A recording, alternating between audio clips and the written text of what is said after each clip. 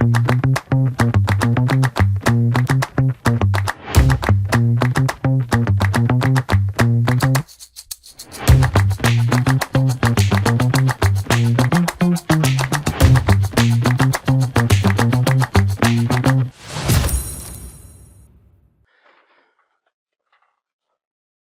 muchachos, ¿cómo están? Muy buenos días, muy buenas tardes, muy buenas noches, según sea la hora en que estén revisando esta clase.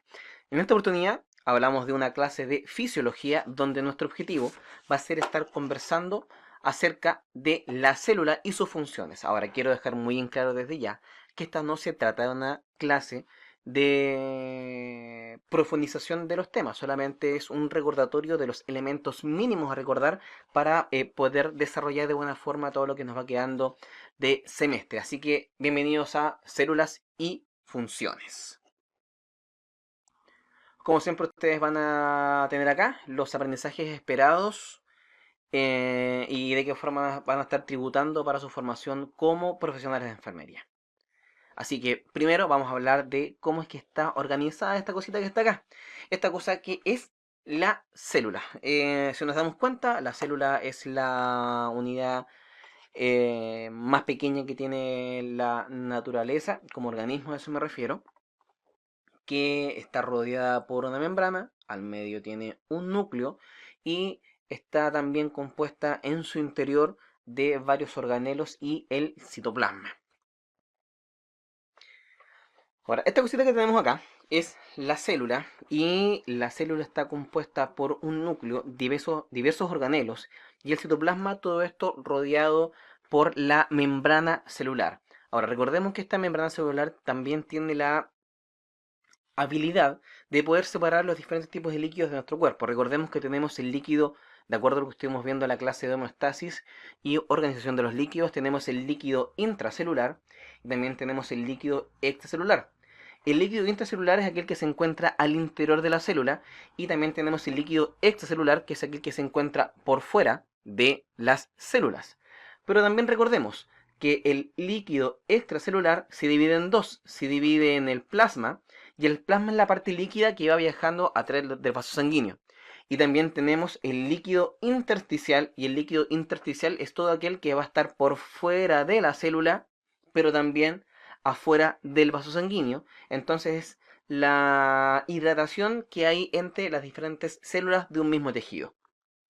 Ahora, todos los elementos que componen la célula se conoce como protoplasma. Todos los componentes y todas las sustancias que componen la célula se les conoce como protoplasma. ¿Y qué cosas podemos encontrar como componentes de la célula o qué cosas podemos encontrar como protoplasma de la célula? Primero aparece el agua. El agua corresponde a entre el 70 al 85% del peso total de la célula.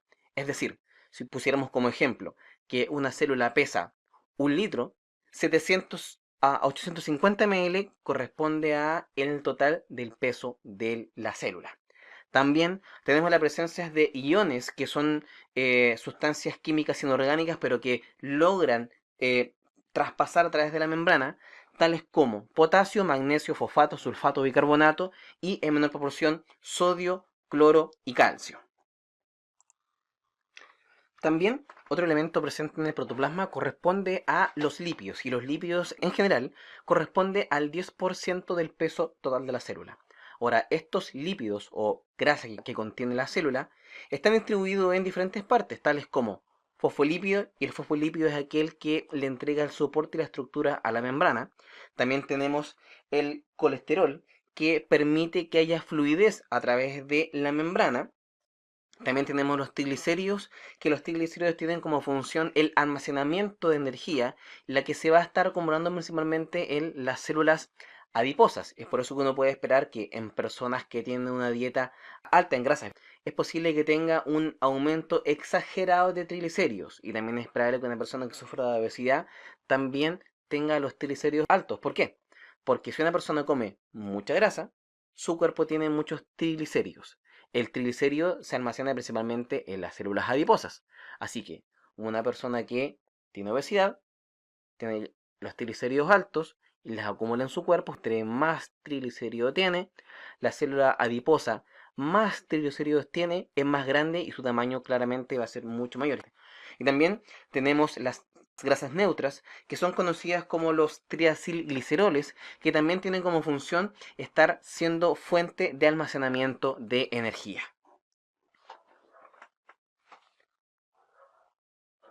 También como otro elemento del protoplasma tenemos los hidratos de carbono, también conocidos como carbohidratos, que desempeñan un papel esencial y fundamental en el proceso de la nutrición a nivel celular. Lo que sí hay que considerar que el ser humano no almacena grandes cantidades, o en términos generales, cada célula solamente el 1% corresponde a hidratos de carbono.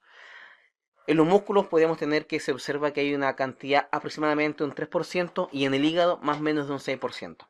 Ahora, estas veces en que se logra almacenar los carbohidratos o hidratos de carbono, se almacena principalmente en el músculo y el hígado. Por eso entonces podemos ver que en el músculo y el hígado la cantidad de carbohidratos es mayor. ¿Y de qué forma lo puedo observar? No lo voy a encontrar como carbohidrato, pero sí lo voy a encontrar almacenado en forma de glucógeno, que esto tiene que mucho que ver con el metabolismo de la glucosa, porque por cierto, cada vez que ustedes lean el prefijo o sufijo gluco, es porque esa molécula trae en alguna parte hidratos de carbono.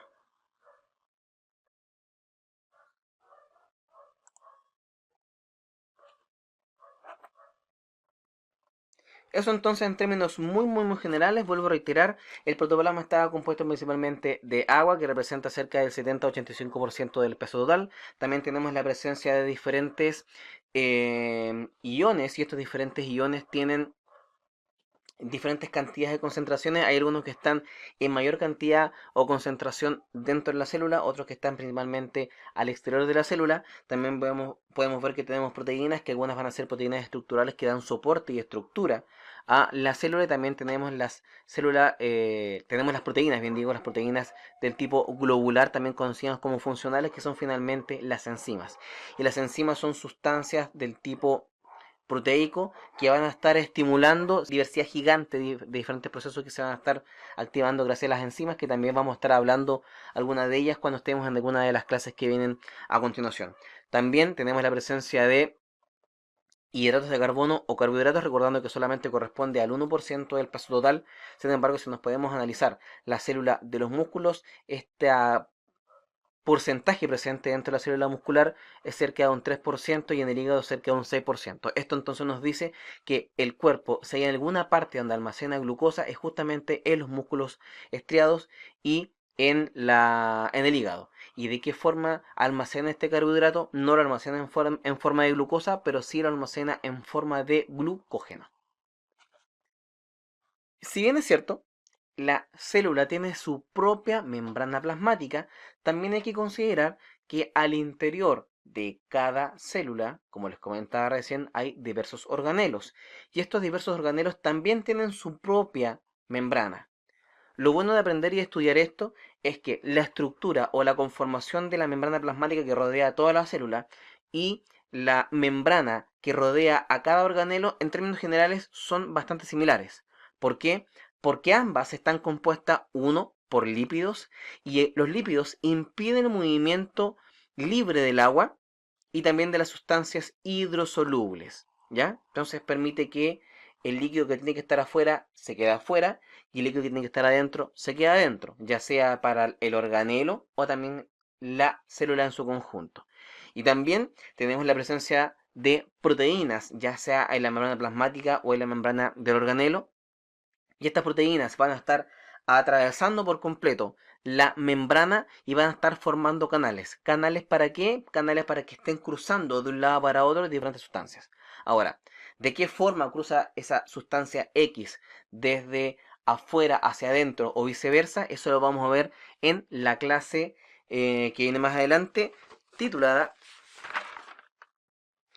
Sistemas de comunicación intercelular y transporte de membranas. Vuelvo entonces a insistir en lo mismo.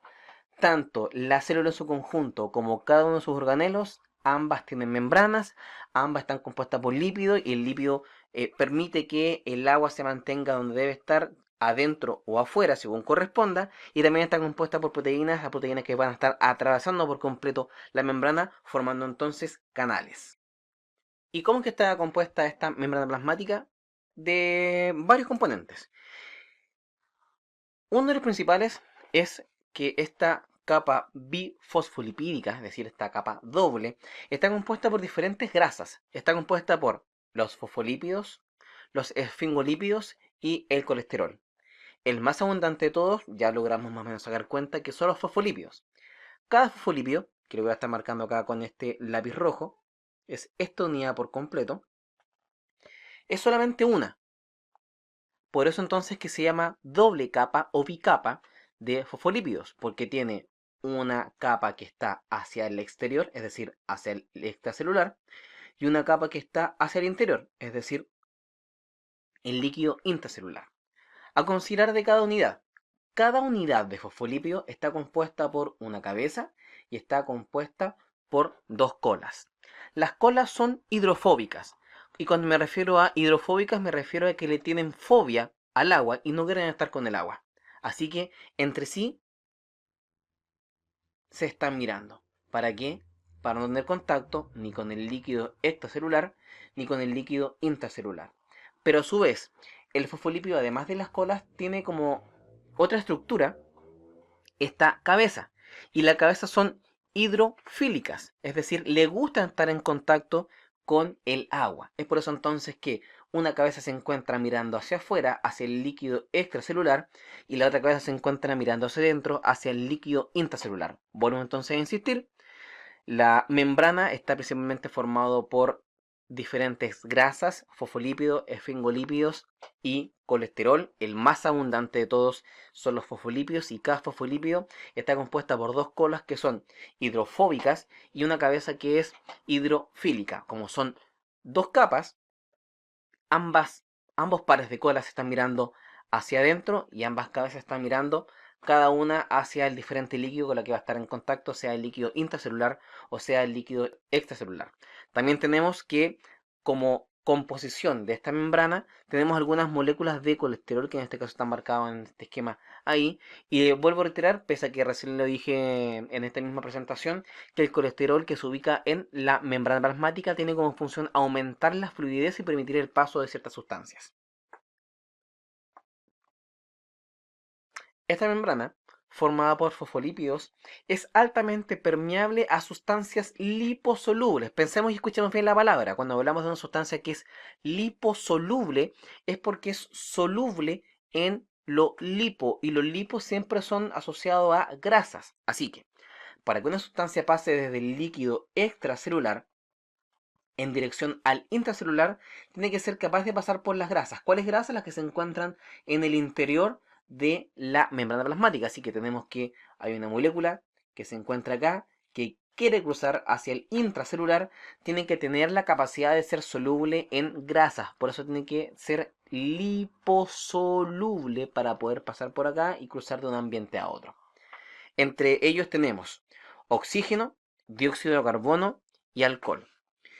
Si uno se puede pensar bien, uno dice, mira, curiosamente el oxígeno y el dióxido de carbono son elementos que están asociados a que el oxígeno es el combustible de la célula y el dióxido de carbono es el desecho de cada célula. Y esto es como casi obvio. Si nosotros sabemos que todas las células del cuerpo requieren oxígeno y todas las células del cuerpo generan como desecho dióxido de carbono, claramente sería muy caótico y sería muy costoso en cuanto a energía si estas sustancias no fueran liposolubles. Porque si no fueran liposolubles no podrían pasar fácilmente a través de la membrana y tendrían que usar algún tipo de canal. Pero si se usaran canales, se requeriría de energía. Entonces, entendiendo que cada célula requiere siempre de oxígeno y cada célula genera dióxido de carbono, lo importante es que éstas puedan pasar fácilmente sin gastar tanta energía. ¿Y cómo lo pueden hacer? A través de ser liposolubles. También tenemos otro conjunto de sustancias que son las sustancias hidrosolubles, y las sustancias hidrosolubles son muy malas para poder cruzar la membrana. ¿Qué sustancia tenemos como sustancia hidrosoluble? Solamente como ejemplo, la glucosa y los iones. Es por eso que la glucosa y los iones, como son hidrosolubles no pueden cruzar libremente a través de la membrana. Y como no pueden cruzar libremente a través de la membrana, tienen que hacerlo a través de diferentes canales. Tienen que hacerlo a través de un puente, pero esos puentes tienen un peaje.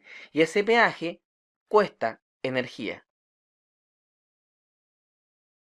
También tenemos presencia de algunas moléculas de carbohidratos en la membrana, pero tiene una participación que es un poquito menor.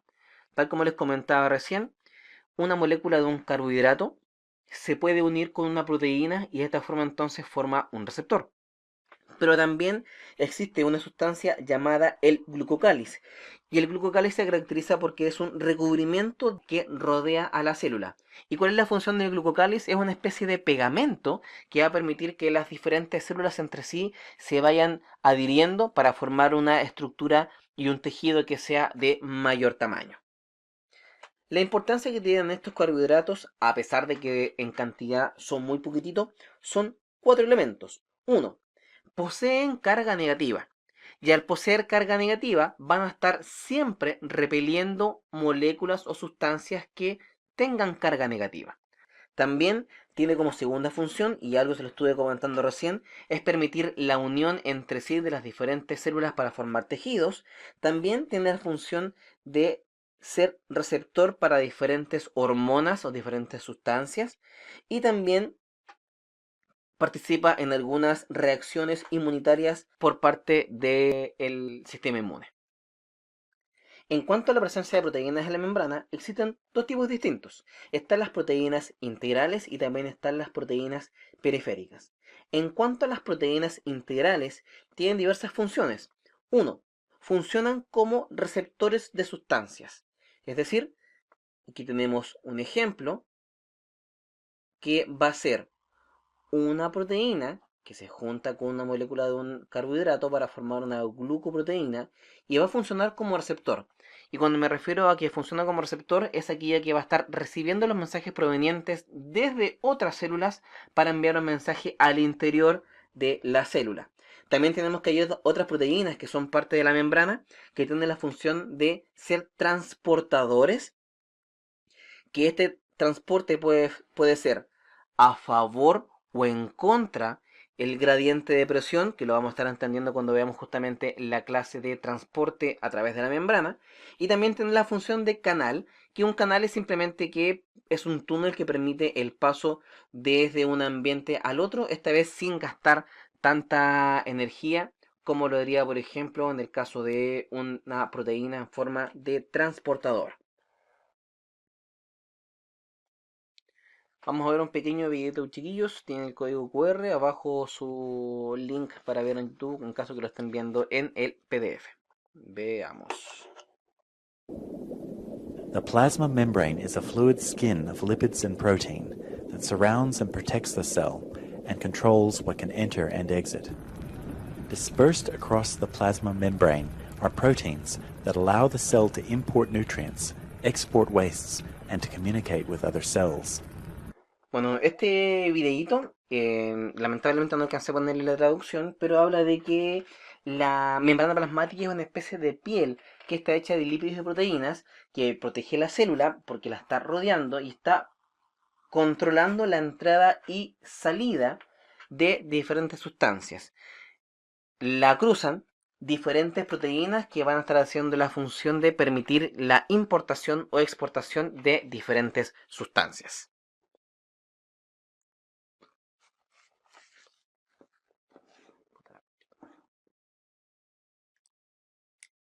Solamente para reiterar, los hidratos de carbono están presentes en la membrana plasmática, tienen carga negativa, así que repelen las moléculas que son negativas, tienen la función de glucocáliz que permite la unión entre las diferentes células, funcionan también como receptores de hormona y participan en algunas reacciones del tipo inmunitaria.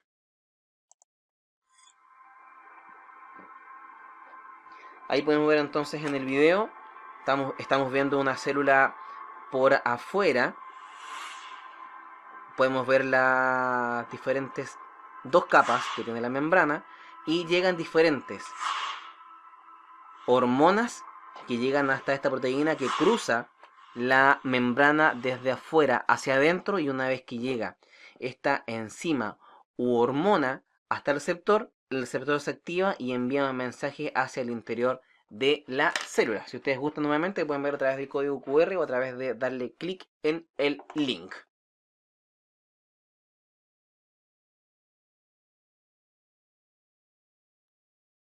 Eso entonces, muchachos, en cuanto a la composición de la membrana. Sin embargo, también recordemos que al interior de la célula existen diferentes órganos que tiene la célula en su interior, que son conocidos como los organelos.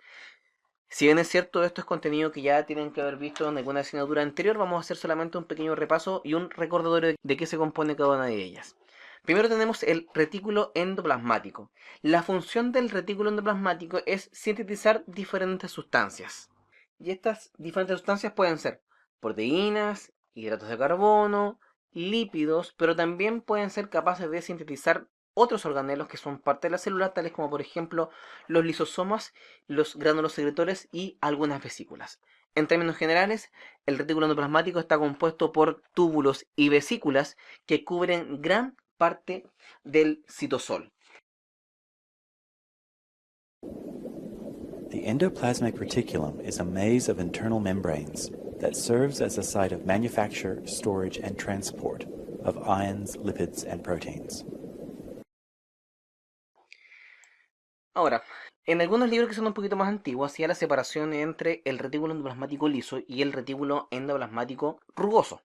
Hoy en día se habla de que hay uno solo, se habla solamente del retículo endoplasmático, a secas.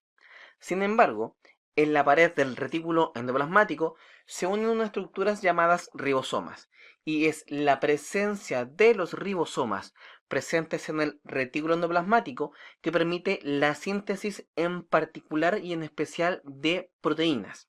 Una vez que estas proteínas son sintetizadas en este segmento, que se caracteriza por ser rugoso por la presencia de los ribosomas, estas proteínas entran al aparato de Golgi envueltas en una vesícula, y una vesícula finalmente es una especie como de bolsa que tiene sustancias en su interior. Entonces, a modo de resumen, podríamos comentarlo. El retículo endoplasmático liso se dedica principalmente a la síntesis de sustancias lipídicas, versus que el retículo endoplasmático rugoso se caracteriza por la síntesis de proteínas. Ahora, vuelvo a insistir en que retículo endoplasmático liso y rugoso son exactamente la misma estructura. ¿Cuál es la diferencia? Que el retículo endoplasmático hay un segmento, principalmente en la pared, al que se le unen ribosomas, y estos ribosomas le dan entonces esta especie de porosidad, y es desde ahí donde nacen las proteínas, pero vuelvo a insistir en lo mismo, organelo como retículo endoplasmático hay solamente uno, que tiene dos funciones distintas, pero como estructura es única. Veamos ahora un pequeño videito donde vamos a ver la presencia de los ribosomas, que son las que le dan entonces la rugosidad al retículo endoplasmático y facilitan la síntesis de proteínas.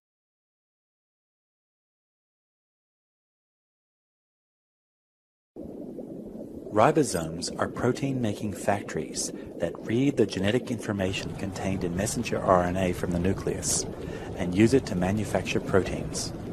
A typical cell contains millions of ribosomes, either wandering in the cytosol or attached to the surface of the endoplasmic reticulum.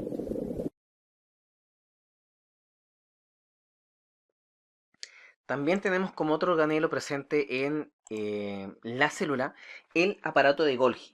El aparato de Golgi se encuentra casi unido, casi al lado del retículo endoplasmático, y va a estar recibiendo las vesículas del retículo endoplasmático, y estas sustancias que vienen de las vesículas son sustancias prefabricadas y preelaboradas para que sean finalmente desarrolladas en el aparato de Golgi. Entonces, una vez que el aparato de Golgi recibe la vesícula del retículo endoplasmático, termina la síntesis de los lisosomas, de algunas vesículas secretoras y otras sustancias que son propias del citosol o citoplasma. Veamos ahora un pequeño videito de el aparato de Golgi. The Golgi apparatus is a stack of flattened membrane discs that process newly made proteins and lipids from the endoplasmic reticulum. During their journey through the Golgi, proteins are modified and packaged and then directed to their final destination within the cell or to the plasma membrane for secretion.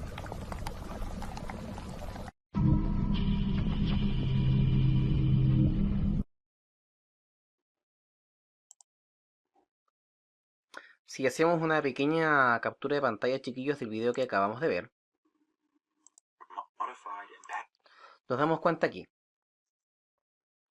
Aquí tenemos el retículo endoplasmático. En su pared están adheridas los ribosomas. Y como es el retículo endoplasmático que tiene adheridos ribosomas, a este segmento le vamos a llamar el retículo endoplasmático rugoso. Y es el que es capaz de generar proteínas. En el segmento del retículo endoplasmático donde no hay ribosomas, se le caracteriza o se le designa como retículo endoplasmático liso. Y desde acá aparecen entonces los lípidos. Ya sea que se generen proteínas por parte del rugoso, o se generen lípidos de parte del liso, sea como sea, la sustancia fabricada va a estar dentro de diferentes vesículas. Estas diferentes vesículas van a llegar hasta el aparato de Golgi, y en el aparato de Golgi van a terminar de fabricarse, van a terminar de prepararse de buena manera, para que después el aparato de Golgi los libera hacia el exterior en forma de vesículas, y cuando me refiero al exterior me refiero a que los va a liberar en dirección al citosol, para que estas sustancias generadas vayan a cumplir su respectiva función deseada. También tenemos como otro organelo presente dentro de la célula los lisosomas. Los lisosomas constituyen el sistema digestivo intracelular, porque son vesículas que están rodeadas por una membrana y que en su interior tienen sustancias del tipo digestivo y que buscan degradar estructuras celulares dañadas, partículas alimentarias ya digeridas y también materiales o desechos de otros procesos metabólicos, como por ejemplo restos de bacterias que hayan quedado después de que, por ejemplo, haya sido fagocitado por un glóbulo blanco. Cosa importante a considerar es que posee, como muchos otros organelos, posee su propia membrana. Y es importante que esta membrana siempre esté en muy buenas condiciones. ¿Por qué? Porque si este lisosoma viera dañada su membrana, todas las enzimas digestivas quedarían dando vueltas en el citosol. Como estas estarían presentes en el citosol, va a comenzar a degradar todas las estructuras que se encuentran al interior de la membrana.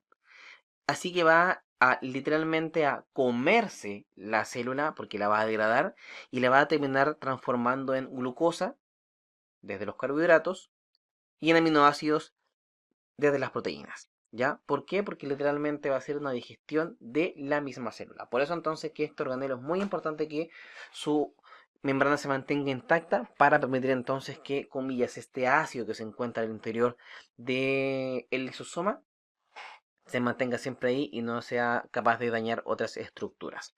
Veamos también entonces un video como lo hemos hecho con todos los otros organelos.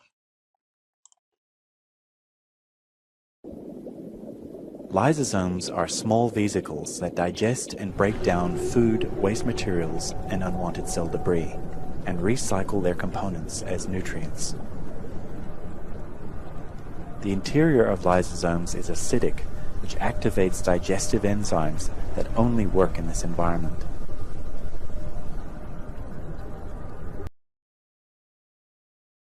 También tenemos al interior de la célula las mitocondrias, que son las encargadas de liberar la energía de la célula.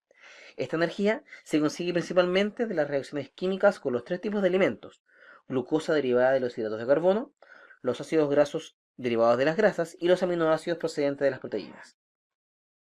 Una vez que los alimentos ingresan a la célula y se transforman entonces en glucosa, ácidos grasos y aminoácidos, y se encuentran en el interior de la mitocondria, ocurre entonces el ciclo de Krebs, también conocido como el ciclo del ácido cítrico, donde otras enzimas que se encuentran al interior de la mitocondria van a estar generando energía en forma de adenosina trifosfato o trifosfato de adenosina, también conocida como ATP, pero van a estar generando como desecho hidrógeno, dióxido de carbono y también agua.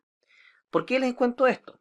Porque el dióxido de carbono, el CO2, tiene una gran importancia cuando vayamos a hablar de la fisiología respiratoria. El hidrógeno también tiene una gran importancia cuando vayamos a hablar de la fisiología respiratoria, y el agua también exactamente lo mismo. De hecho, justamente es esto que nos permite entender de por qué cuando uno expira aire frente a un vidrio, frente a un espejo, queda empañado, que de momento pareciera un poquito complejo, pero lo vamos a entender cuando lleguemos hasta ese momento en particular. Ahora, por si acaso, las mitocondrias también son estructuras que se reproducen por sí mismas. Les voy a dejar entonces un link de un podcast que está dispuesto en Spotify, de un programa de una española que se llama Bacteriófagos, donde justamente habla acerca de una de las teorías de cómo es que existen las mitocondrias, y también hace un pequeño repaso respecto a algunas otras estructuras que se encuentran dentro de la célula. Es bastante interesante, bastante cortito, no dura más allá de unos 20-25 minutos, así que los invito entonces a que también lo puedan ver. The major function of the mitochondria is to provide the cell with energy in the form of the energy-rich molecule ATP. Mitochondria are dynamic and come in a variety of shapes and sizes, fusing and dividing to suit the changing needs of the cell.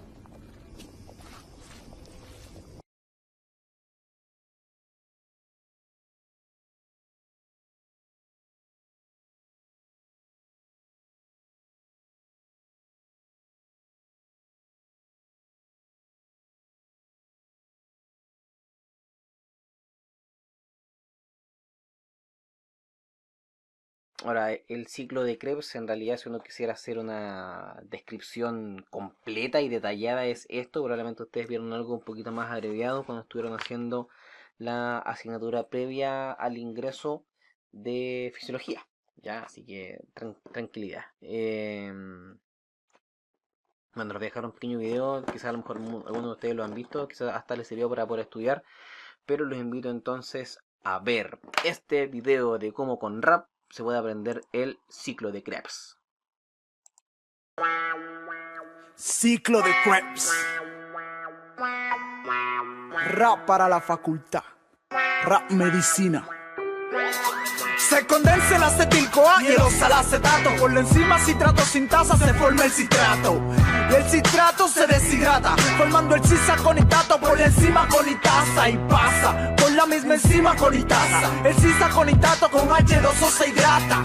Y al hidratarse me forma el isocitrato. Y una oxidación forma el oxalosuccinato. Pero, ¿cuál fue la enzima de la oxidación? Isocitrato deshidrogenasa en esta ocasión. Resalto un hecho en esta acción. Los primeros 3 ATPs en esta reacción. El oxalosuccinato se descarboxila, reacción que se produce a través de la misma enzima y se convierte en alfa-cetoglutarato. No es complicado, apréndete el ciclo novato. El alfa-cetoglutarato pasa a succinil-CoA por una descarboxilación oxidativa, enzima que en este proceso tiene cabida. Alfa-cetoglutarato deshidrogenasa activa. Y en esta etapa del ciclo de Krebs se producen 3 ATPs otra vez, mientras el succinil-CoA forma el succinato porque se fosforila a nivel de sustrato. Cuando el succinil-CoA entonces el succinato pasa por la enzima succinil-CoA dioquinasa, se libera un ATP más en el proceso.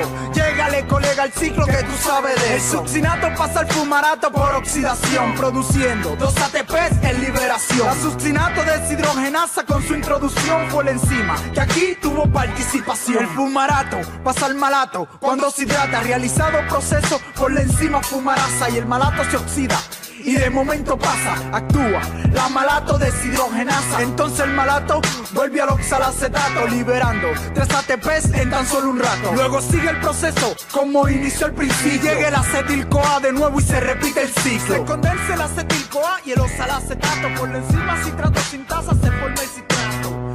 El citrato se deshidrata, formando el cisaconitato por la enzima conitasa. Por la misma enzima conitasa.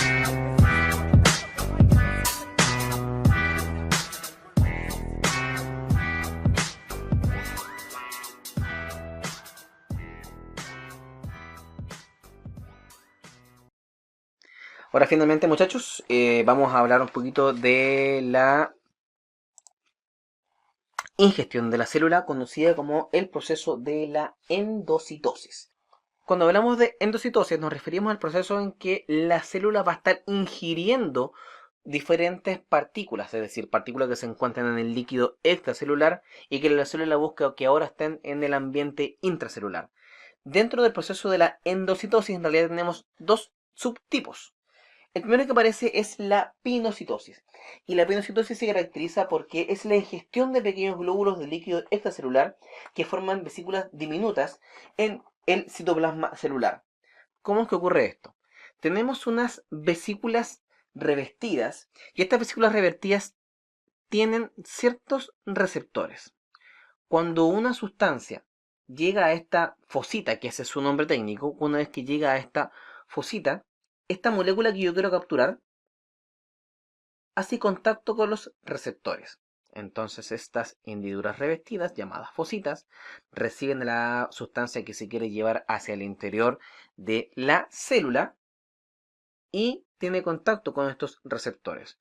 Una vez que esta molécula activó los receptores, por dentro de la célula existe una proteína fibrilar llamada claritina y también hay un filamento contráctil que está compuesto de actina y miosina. Entonces, se activa la claritina, se activa la actina y la miosina y empiezan literalmente a llevar esta vesícula hacia su interior hasta que la ingiere por completo, formando entonces una vesícula que queda al interior de la célula sin generar ningún tipo de daño en la membrana plasmática. Una vez que esta molécula se encuentra en contacto con los receptores presentes en esta hendidura revestida, vuelvo a insistir en lo mismo, conocida como fosita, la claritina, la actina y la miosina se activan y empiezan a contraerse hasta invaginar por completo este segmento de la membrana, generando entonces una vesícula al interior de la célula sin generar ningún tipo de daño a nivel de la membrana plasmática. Por otra parte también tenemos que se puede producir el proceso de la endocitosis, esta vez de partículas grandes. Cuando hablamos de partículas grandes que van a ser endocitosis, es decir, son partículas que van a ingresar al interior de la célula, se llama fagocitosis, que es un proceso que es muy similar a la pinocitosis, solamente que esta vez vamos a estar capturando partículas que son de mayor tamaño y no moléculas que son de un menor tamaño, tales como bacterias, células o porciones de tejido que están en proceso de degeneración o en proceso de apoptosis. Ahora, esta ingestión tiene lugar de una forma muy parecida a la pinocitosis, salvo que implica la participación de partículas grandes y no de moléculas. ¿Cómo se produce esto? Cuando la partícula que es de mayor tamaño toma contacto con la pared externa de la membrana plasmática para posteriormente invaginarse y, tal como pasaba entonces a nivel de la pinocitosis, se forma una vesícula que queda al interior de la célula. Ahora pensemos lo siguiente, ¿qué ocurriría por ejemplo en el caso de los microorganismos que están enfermando e infectando nuestro cuerpo? Si tenemos una partícula sólida que se encuentra acá, que pudiese ser por ejemplo una bacteria, claramente no sería conveniente que esta bacteria entrara al interior de la célula. ¿Cómo lo vamos a hacer?